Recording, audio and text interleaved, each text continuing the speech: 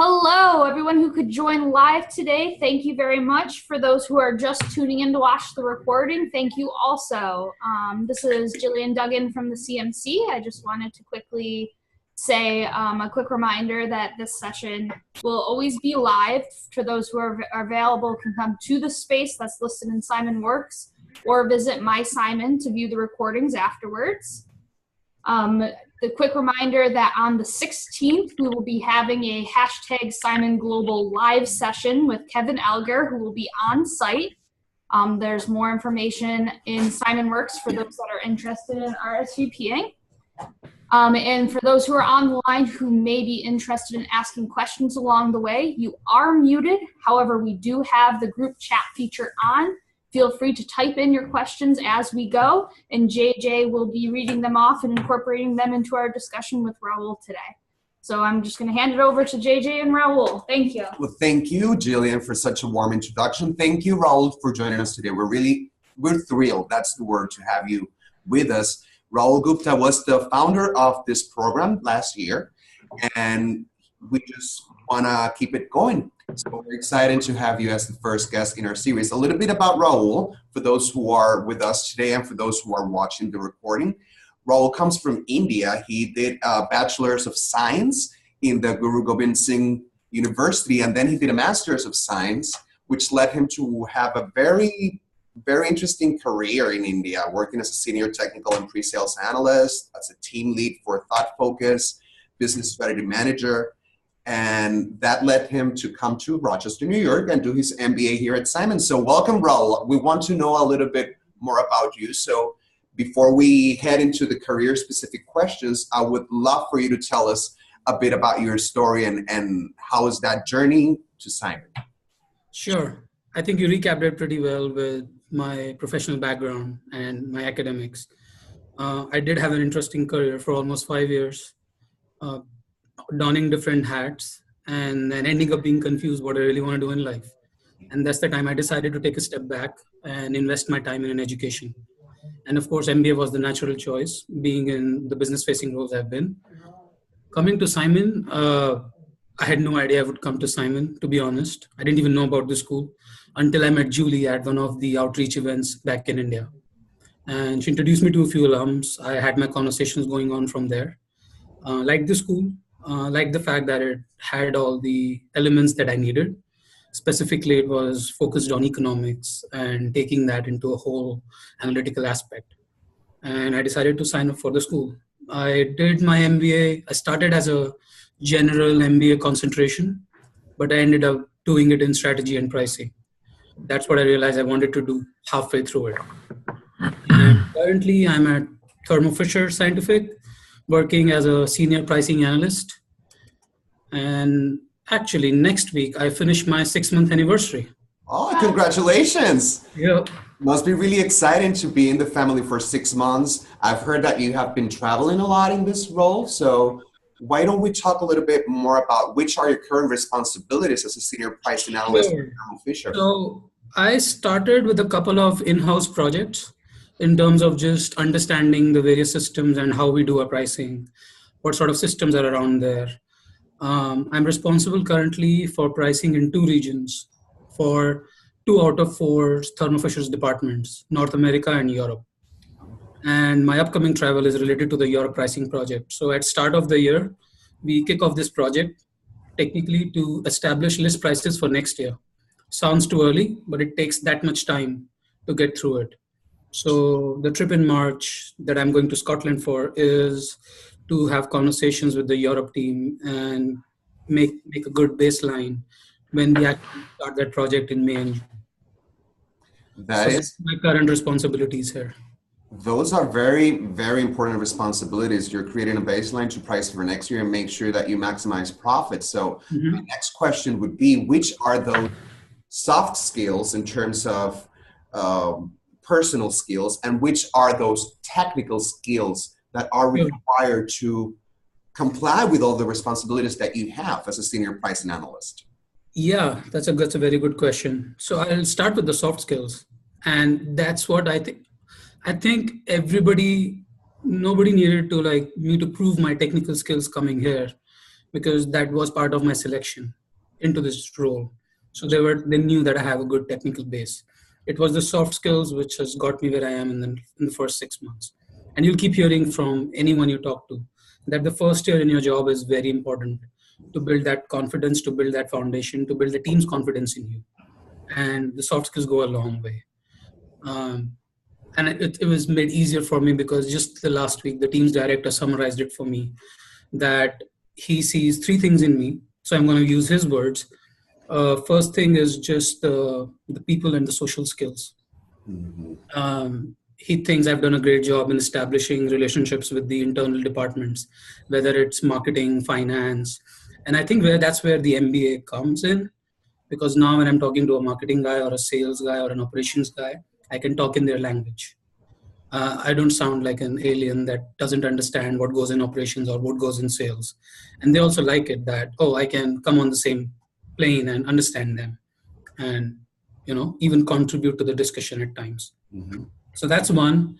The second skill that has helped me is I took on a few projects that nobody did in terms of like making better presentations, in terms of the presentations that were delivered to sales and stuff like that. That key again kind of goes back to the technical skills I picked in Simon. One class that I call out to everyone who speaks to me is market research. For me, there are different classes that we did presentations in, but that class taught me truly how to make concise, more informative presentations. So that's the second skill. And third, of course, the adaptability. I'm currently juggling between 4 projects that I turn around within anywhere from 2 to 3 weeks.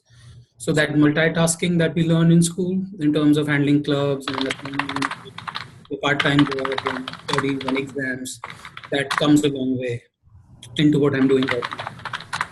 So we could summarize saying that the top 3 skills that the top 3 skills, people skills, number 1 have been communication skills. Have been communication that includes storytelling. And number 3, I would say it's just time management and prioritization. And making, priorities. That's a great word because timelines do exist and you got to work with them. So those are great advices for us to be aware of in terms of building our career and how to sell ourselves. We should be socially wise, we should be communicative, and we should be able to multitask because that's what the real world is asking for. So having that said, I would love to know now a little bit more on that initial journey and how did you got interested in this career field, pricing, and particularly within an industry that offers a global perspective. So, as I said, when I started my MBA, I was not pricing focused at all. However, that changed for me when I took the pricing elective with Professor Schiffer. And I loved his class. I think it was one of the best classes I took at Simon. There were a lot of gray areas in my own head. There was a lot of fog in terms of I don't know what I exactly want to do. When somebody used to ask me if I have to give you a career title, what it should be, I was like, I have no idea. And Jillian knows much about it. Like, I have no idea what I want to do. But that class told me, like, this is something I want to do. And a couple of things that I'll highlight is my mind is a good balance of both qualitative and quantitative aspects. And that's what pricing lets me do. It's equal on both sides, depending on what side you land. Currently in the role I am, it's heavier on analytics. But I know as I spend time and grow in the company, I'll shift it more towards the other one, the way I eventually want it to be. So that was the shift. I still wasn't chasing the pricing concentration as such. I was just taking the courses that I wanted, and they ended up falling in line with the pricing concentration, and that confirmed my belief that, okay, this is the industry I should be going after. I had a couple of summer internships, both in pricing. That helped. I enjoyed it. And then second year onwards, I pivoted my career focus to pricing and / product management as an industry. So your first year was an exploration year. Yeah. You decided to go into internships related with pricing, and second year you were in love with what you were planning to do for the rest of your life. And once you hit it that second year, once you started it, how was that career search process coming from internships in pricing? All right, let me go back. So, so my first year, I'll speak about my first year career search first. Okay. I think I would describe it as was my mindset in the first year. I had no idea what I was doing. I was just trying to find out what I really want to do. I was dabbling my hand in multiple things and trying to really find, because if you look at my career, I had done multiple roles. I had taken multiple roles in those 5 years. So that ended up making me good at multiple things and not expert at one. So that's why I was like, I don't know what I want to do. However, in the career search, after having those multiple conversations, both good and bad ones, I realized which teams and which companies or which industries I really want to go into. And then coming into the second year, I had much better understanding. I spent the first quarter in figuring out exactly the companies and the locations and the roles I wanted to be in. Um, I had a spreadsheet of about whichever companies I wanted to target for. I had them bucketed out. Um, and then I realized that pricing, two reasons. Okay, two things were in my career search. Pricing as an industry is more just-in-time hiring, and B, I was told by multiple people that given my experience, I have a much better shot at going for last-minute experienced hires than going for those MBA programs. So I literally stopped applying for any MBA hiring positions that would be treated more like programs and out of internships. I just stopped doing that. I technically didn't even do much job applications until February. However, I used that period of September until February to build a lot of connections. I used to have anywhere from 10 to 15 calls a week, emails, messages, doing projects, solidifying my understanding of the industry and the companies and all the research, doing my interview practices. And then February to April was more like an active outreach and applying for jobs. Um, I think I had only two full-time interviews when I graduated, and I didn't get either of those jobs. But right after graduation, at one point, I had 10 interviews in pipeline within 2 weeks of graduation. So I knew the timeline that if it happens, it's going to happen in that closer to graduation period. But all that work that I did up to that point was the base that helped me get into this company. You mentioned something very important that I would love for you to talk to me a little bit more about. How did you manage not getting those two roles that you were heading for? There must have been frustration. There must have been many emotions going on. Yes. Work with So the first interview, I felt bad because I made through 5 rounds and I didn't get the job after the final round. The second one put me on hold because of their H-1B visa policy. They were not sure if they want to sponsor or not. So, and this was, I remember vividly, third week of May, 1 week away from exams and 2 weeks away from graduation. And I have a mentor as one of the alums. And I remember calling him and I told him that I have no idea what I can do beyond this point. And he's like, just keep going. He's like, you've hit a wall. You got to keep doing it and you'll be fine. I interviewed with his company. So he knew how my interview went. And he's like, I cannot give you any feedback to improve the interview because you did fine. It's just a situation that the company is weird with visas. So, but he's like, just keep going. And his words were just like, all right, let's not give it up and let's do it. I pivoted away from job search for two reasons for 2 weeks. Finish my exams, get graduated, catch up with all of my classmates before everybody goes away. And that gave me a sort of a good break. And then I was like, let's go back at it again. So it was frustrating, yes. But I used to tell myself, do I have an option? No. Am I doing anything wrong? No. So just keep doing it. That's how I saw myself through that phase. It sounds like it helped you out to have some buffer time, get yourself a bit away from the process, look at it from the outside, and do an assessment to actually then go back in with more strength, with more will, and that energy to make it happen, which is a great advice. I really appreciate you being honest and letting us Sometimes it helps just sometimes it just helps not thinking about what's bothering you. So it was bothering me clearly. I was like, let me not think about it and just move away from it and then come back. And given that your job search timeline was spread across Mm-hmm. 2 MBA years and after graduation, Mm-hmm. in terms of time allocation, how would Mm-hmm. you describe that process? You started allocating some time. Did it grew? How much time did you allocate for your career journey search? I think I wasn't allocating as much time as I should have in the first year, to be very honest. Okay. Um, there were some different set of challenges I was tackling with, both on personal front and academic front. So I needed my time to just get over those issues. So I think my first year was a bit more lagged in terms of job search. Coming into second year, the challenges were different because I had a few jobs on the campus with the CMC and as TAs and all those kind of things, plus my club responsibilities, which I remember Michaela Hart giving me an advice for my second year saying, don't take too much on your plate. We all do it. You should not. And I still did it.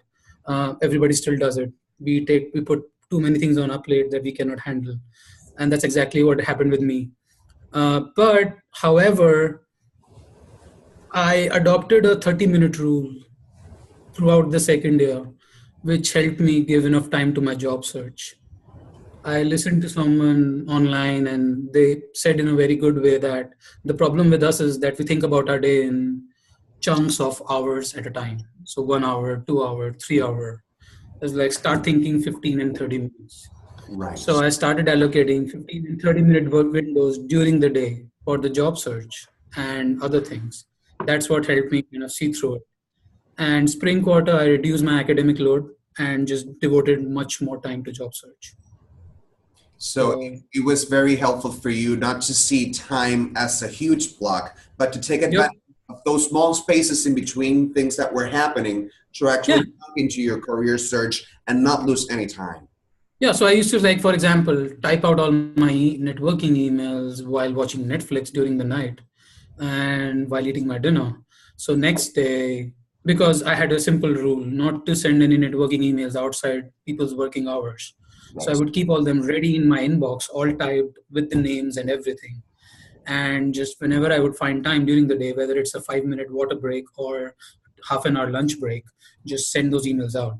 So keep things ready in the night so that you can dispatch them next day. Right. Using those shorter windows. It's going to take much longer typing those emails when you're in a break.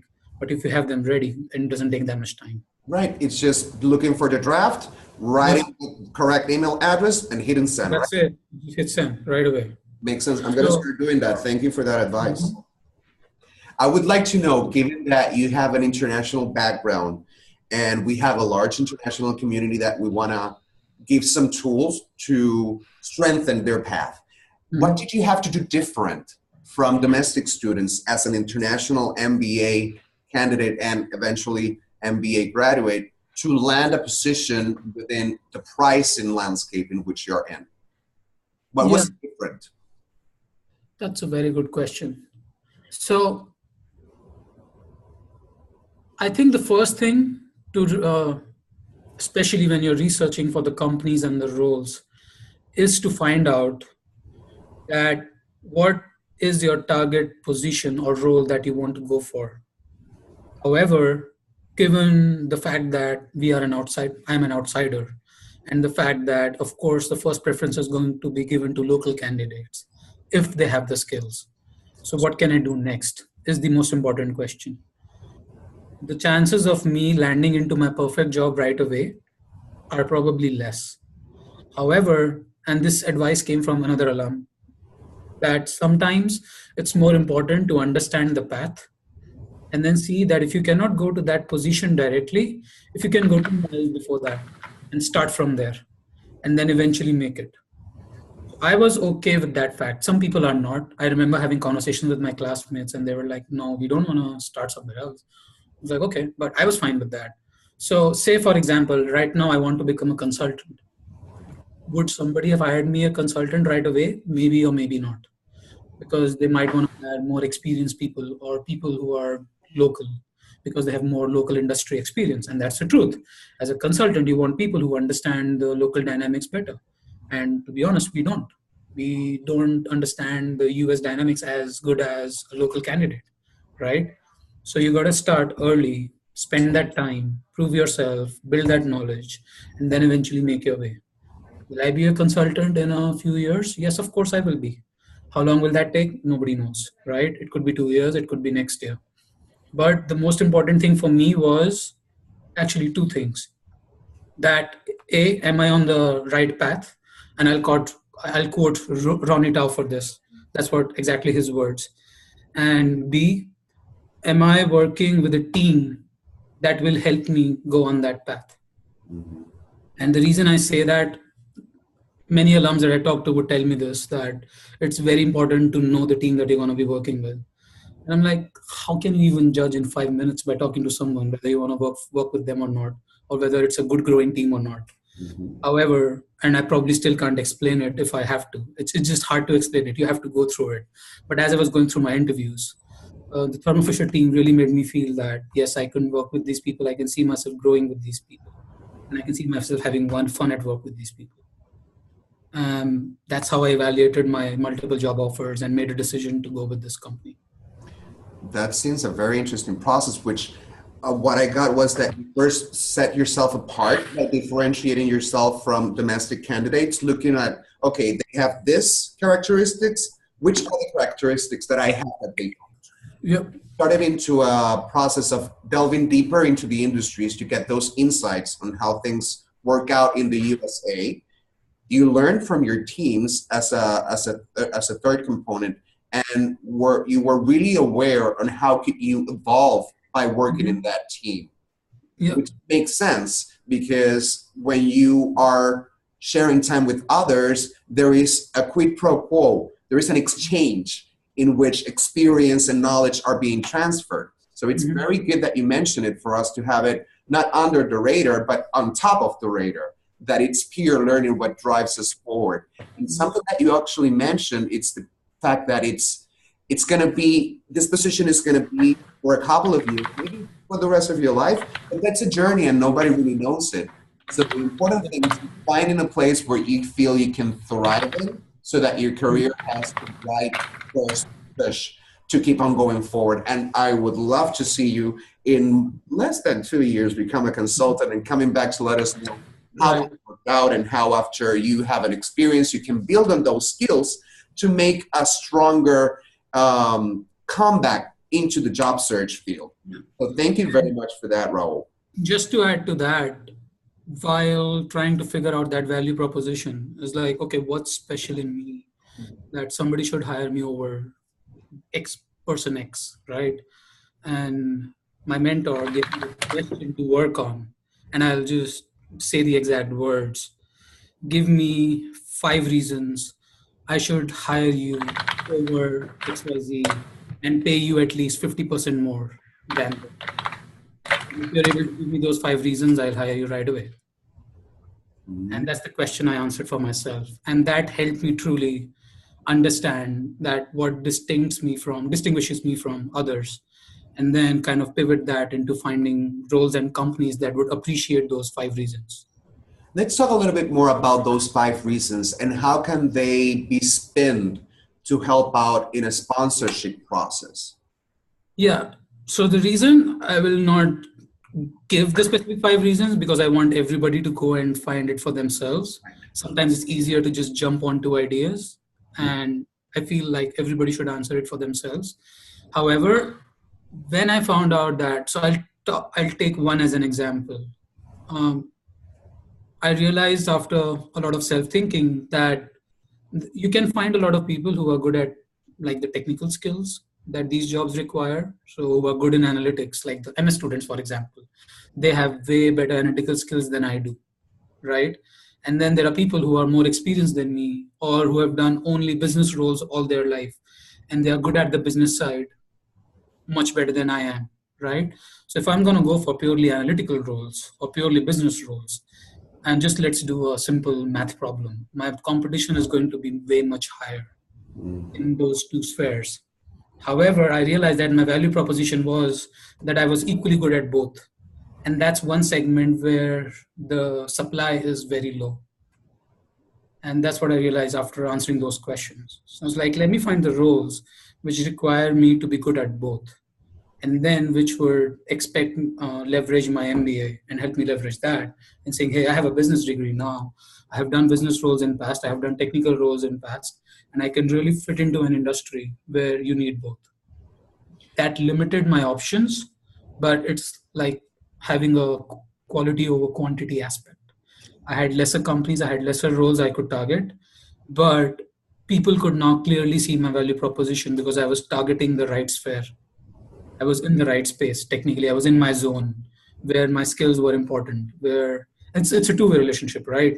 We are researching what companies and jobs we want to do, but think about the company as well. They are also researching the right candidates. So it's like a dating and a marriage analogy, that you gotta have interest met from both the sides, and you have to step in the company's shoes for a second, and then think what are they looking for in the job, in the candidate. And that you get from two things: by researching about the job and by talking to the people who may or may not be in that role, and finding out what sort of qualities they're looking for.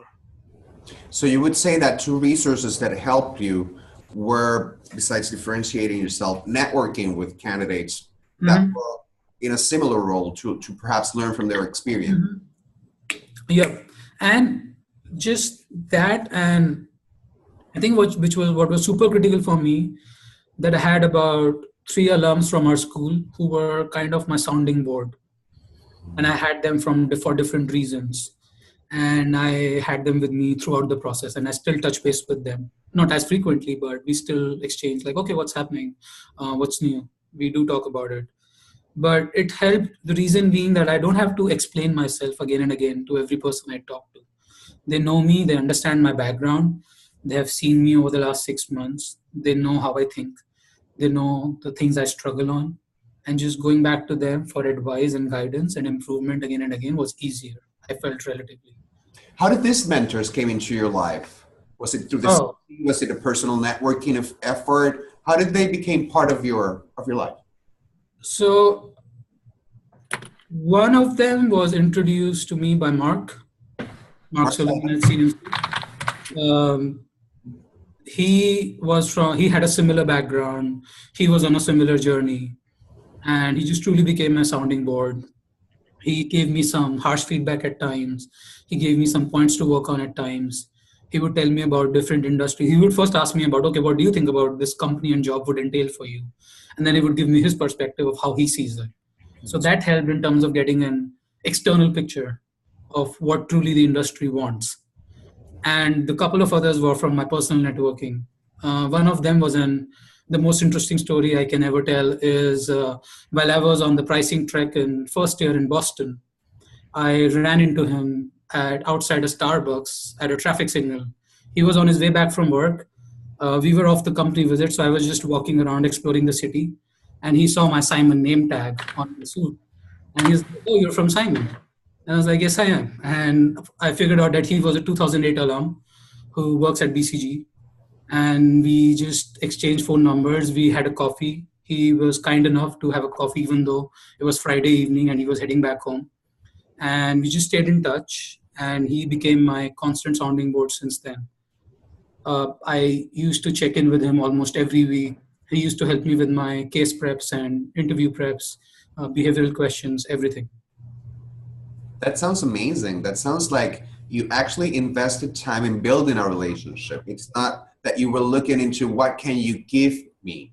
It's I want to learn from you. I want you to be a human. It's not about being a professional. It's about being a human, and share with me that experience so that you can inspire me. And I think you hit the nail right there. And that was, I think, a key difference between my networking in the first year and the second year. Coming into second year, I spent more time building those relationships. Now, can you build 20 relationships? Maybe not. It will be a handful. But you need to have those good quality handful relationships. Sometimes you don't need a whole universe to make it happen. Even one person is enough. True. But you need to have that good, strong relationship with them. You need to have it with the right people. And don't let it get cold. You need to keep it warm. No, you need to keep in touch. Yeah, that's more important. Yeah, I would agree completely with that. And besides those personal resources that you use, your networking and your passion, were there any particular resources that helped you, particularly, in that initial stage of discovering what the industry looked like and discovering what those fields were like, so that you can figure out which were the skills or aptitudes that you had to go into them? Were there any resources that helped out there? That's a good question. I think I read a lot. I used to read a lot. I used to watch a lot of webinars. So whether it was a Simon Kucher's webinar about latest pricing practices, or pivoting to how Netflix does their pricing, stuff like that. And even just not that, the idea that I'll quote two alums, Dom and Tim Hayward from my previous batch, class of 2016. He taught me to just not read stuff, to read and think about them, form my own hypothesis about, okay, why did this X company buy company Y? What do I think about it? Jot it down. Find somebody I can discuss it with, whether it's a professor or a friend of mine, and then exchange notes and thinking in that process. So just that inquisitiveness, I think, kind of paved that way into finding more and more about different industries and different companies, and from their online research or publications or their 10K reports on what's happening at the company and what direction are they going. Just making hypotheses about those. It does make sense that you do have to put your passion into it. That sounds like what you did. You were passionate, you delved deep, you put the right keywords in the search engine, information popped out, and you decided to absorb it and make use of it to develop your career, which is something that sometimes we might overlook. Yep. We focus on going on Glassdoor, or going on Vault, or going to a particular resource that has a summary. But it's like you went that extra mile. Let's see what's out there besides those known resources, which is a great advice. Now, I would like to turn the conversation a little bit more into the industry and some of the insights that you might be able to offer without affecting, evidently, your role. We want to be respectful and mindful of that, but we know there's a lot going on in pricing. So is there a particular topic, trend, or perhaps approach that we should be aware of that's going on in the industry? That's a very good question. And I've been in touch with different alums and colleagues who are in different companies. And what I will say is, it depends. That's always the answer. Reason being, every company is at a different stage when it comes to their pricing. Right. Some of them have it outsourced. Some of them do it internally. Some of them are at the beginning of establishing a pricing team. Some of them have had a pricing team for the last 10 years. Some of them develop their internal systems. Some use external systems. Now, if you create a matrix with all these different combinations, and then that's what I did.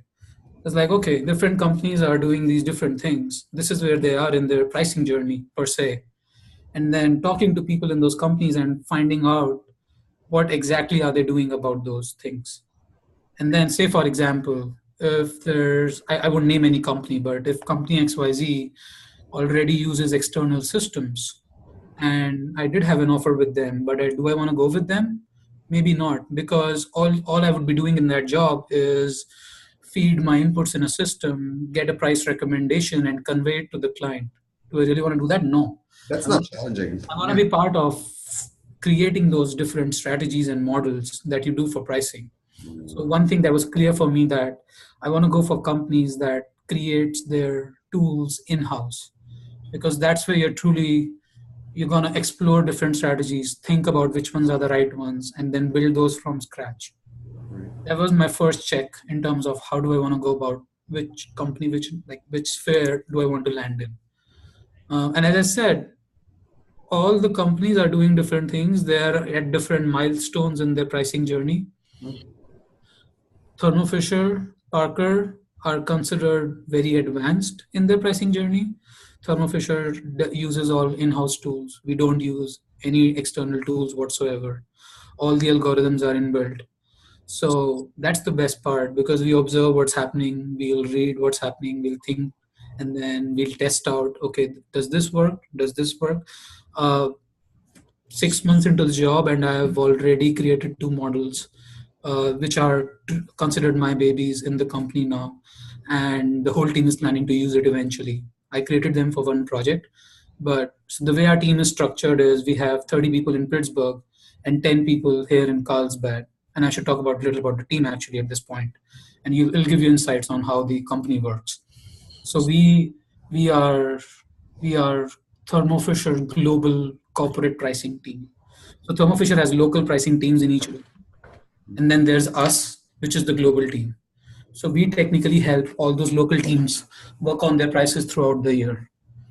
So part of our role is to come up with these models and strategies for them to use for deciding their prices. And that's what our role is. So, and that's where it all comes to. I think the industry is right now, we at least have started thinking about now demand-based pricing. It's hard to do it. It's hard to do it in the industry that we are in because we deal with academic clients and government clients, and you cannot increase prices for them drastically, stuff like that. So we are now trying to think of different ways into handling, bringing demand-based pricing into our strategies. That's like a challenge. And It's a big challenge. it's happening out there. I would certainly see why It's easier for somebody like an Uber or Lyft to do it, but for a company like Thermo Fisher, it's hard. But we're trying to come up with ways now to do that. We are doing market basket analysis now and all stuff like that that we learned in school. So it's Thermo Fisher, at least I would say, tries to use the latest stuff that's happening in the industry and create tools around those and start using them and testing them out. That's great. Definitely, it would give the company an edge, given that they are a first name within the industry. I would like to know, given that you're working now with what we know as variable or dynamic pricing, given the demand or demand pricing, which accomplishments helped you get there? Meaning, what things did you accomplish here at Simon in terms of classes, in terms of case competitions or extracurricular activities, that helped you get there? I would say everything, to be very honest. Reason being because whatever I did, it added on to my skills and made me a better person in different ways. And I would add even like my personal interactions with my friends and classmates, just learning from people from different backgrounds, and everybody has a different mindset. Everybody has a different way to think. So just getting those perspectives right. Academics, super important. As I said, like I built two models already, which I learned in school. When I started looking at them, I wasn't sure if there's a practical application of it, but then there is. You learn how to take that and apply it. When I pitched it to my director for the first time, he was like, no, that's not going to work. And I was like, no, I can try. Let's try. And that's a good thing about this company, that it lets you explore and fail and then come up again and come up with those results. So back at Simon, whether it was my part-time jobs, whether it was with the CMC or being a TA, the good thing about being a TA was that I had to go back and revise all the stuff that I studied already in the first year. So I never went out of touch with my concepts in economics or pricing or whatever it was, right? The jobs, I think the most important thing that I learned was time management. And that's one skill that gets appreciated in my role every day. My manager likes the fact that she tries not to overload me, but she likes the fact that I can handle and switch quickly from one thing to the other. That's one key thing that Simon taught me. How to switch gears in your mind completely from something different to totally like, okay, let's do this now. Yeah, a matter of seconds, and that's a great skill to have. So what I would like to highlight is that those accomplishments, you would say, were catered by both your work experience in Simon and taking opportunities like being a TA, or working with the CMC, going for those opportunities, and also making sure that the academics were in place by keeping the concepts fresh in your mind and by taking those courses that enabled you to build on those skills for modeling and particularly for pricing, which brings me to ask you, Raul, which courses would you say are vital to develop these skills besides marketing research we already talked about? Yeah. Say it again if you want to. Sure. It would be hard to pick like one or two. I would just speak about all the courses that I liked and I think I use in my everyday job.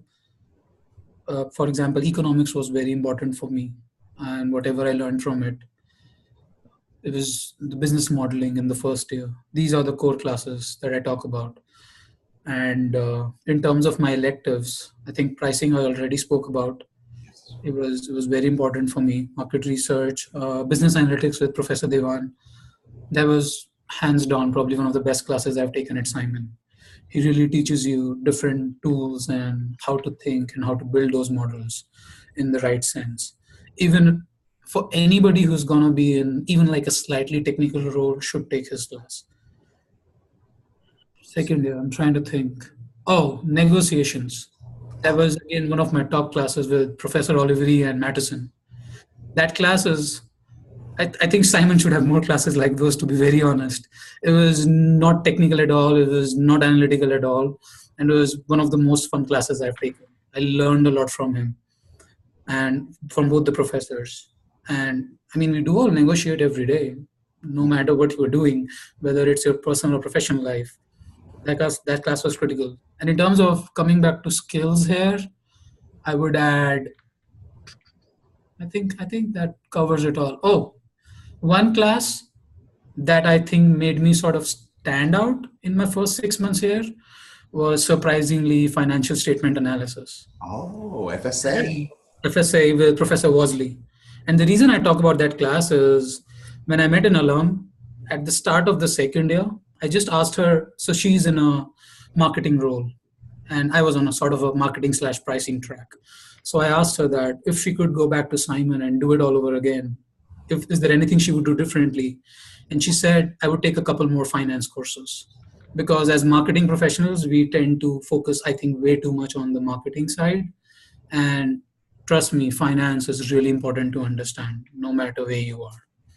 So, for example, I was able to build a financial forecast model for one of the projects that I did.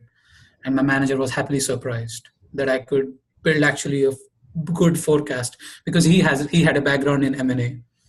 So he could validate my model and it's like, yeah, this looks good. I went to him, it's like, can you review it? He's like, no, that looks good. Go ahead. But that's one class that I would think it's very hard. It was very hard for me personally because I'm not a finance person. I had to work, I think, 3 times harder than anyone else, being a non-finance guy. But I learned a lot from it. It paid off. It pays off. Yes, it did. Which is a great segue to talk. You mentioned in this, sorry, it's a great segue to talk about which things would you have liked to know at the beginning that you know now that would have helped this process? I will probably be a devil's advocate to that question and say that there are things you cannot know before the process actually. And that's what I learned in the 2 years. You have to equip yourself with the best tools that you can get, whether it's in terms of academics or resources or people that you talk to. Mm-hmm. But it's the process that teaches you. And I've had point where people used to tell me things in the first year, like you should do this and you should do that. Did I do those? Probably not. Because once I went through the journey, I realized what's going to work for me and what's not going to work for me. And then I learned. So I would literally word of that question and say it's the journey that teaches you. There's what's important to know, though, I would iterate, is knowing yourself. And again, it comes better through the journey, but knowing what you're good at and what you're not good at, and then further strengthening your key points and then building on your weaknesses is what helped me through the process. So what we could take out is that knowing that every journey is individual and then you have to invest yourself in it and give your heart will be the differentiator rather than just doing what everyone tells you and follow. Yeah, exactly. You have to follow your journey, and knowing that from the beginning will definitely, I completely agree and understand, will set a difference. Yep. So I really appreciate you mentioning that. Education is something that keeps on going forever. We're in school right now, we're going to graduate, but that doesn't mean that we stop learning. So I would like to ask you, being now in the real world, in the industry, blogs, magazines, or resources would you recommend for pricing enthusiasts or people looking into a career in pricing to search for in order to keep up to date with what's going on? That's a good question. And technically, I don't think, now thinking about the last 6 months, I don't read much books anymore. However, I keep myself in place with what's happening in the industry, and mostly through LinkedIn and a couple of blogs. I'm really bad with names, so I can send those to you once I get back to my computer. I have them marked. Share them. I remember following the research of Pricing Professional Society and a couple of other European blogs. Surprisingly, there are companies in Europe and professors in Europe in different universities which are way more advanced even than North America when it comes to pricing. A lot of pricing strategies that go global originate in Europe. So I do try to follow a lot what the European companies are doing.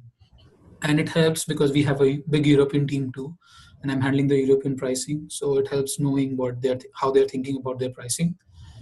And for us, it's just a very active discussion, almost like every day at work.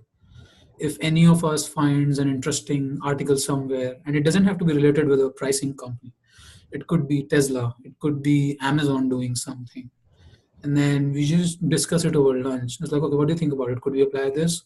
Can we not apply this? And stuff like that. Our company highly promotes learning on the job. And by that, I mean also taking like certifications and courses.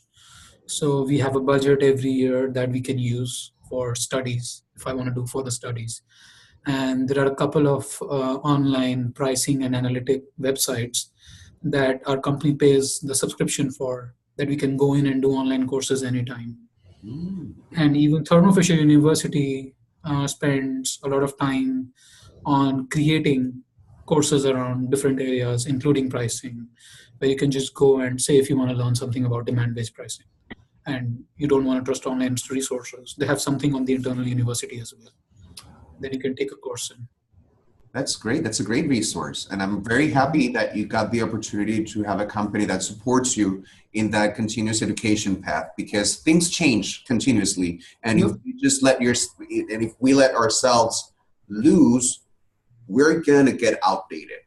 And that's something that we need to be mindful of. We need to be on top of the track if we want to not only make ourselves better professionals, but also make sure that our Simon brand is strong out there. Because if you look good, we all look good.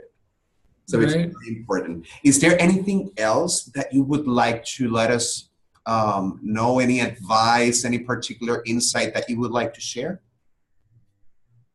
I mean, we covered a lot of ground. I don't really know what else to say. That's perfect. I know that you will be sending out at least the prospective resources in terms of blogs or things that we can look into to further or delve deeper into what pricing is and what's going on. So we really appreciate that. We will be sharing that and posting it into our #Simon Global platform within My Simon. So be looking out, be aware of that. We'll also notify you by email. And we want to take the opportunity to thank you, Raul, very, very deeply for joining us. This is something that will help not only our current classes, but since this is going to live in a library within My Simon, it will help many others to develop their careers in pricing. Thank you very much, Raul, for joining us. Thank you, all the attendees, for joining us as well. And remember that on the 16th, we do have a live version with Kevin Elder, which you're invited to join as well. He was your classmate, and I know that you will like to see him, and he will be also very happy to see you. So Yeah. appreciate your participation. Thank you very much for joining us today. Have a good day. Thank you. Thank you. Thank you, Rahul. All right, Jillian. Take care. All right. Gonna head back. Bye.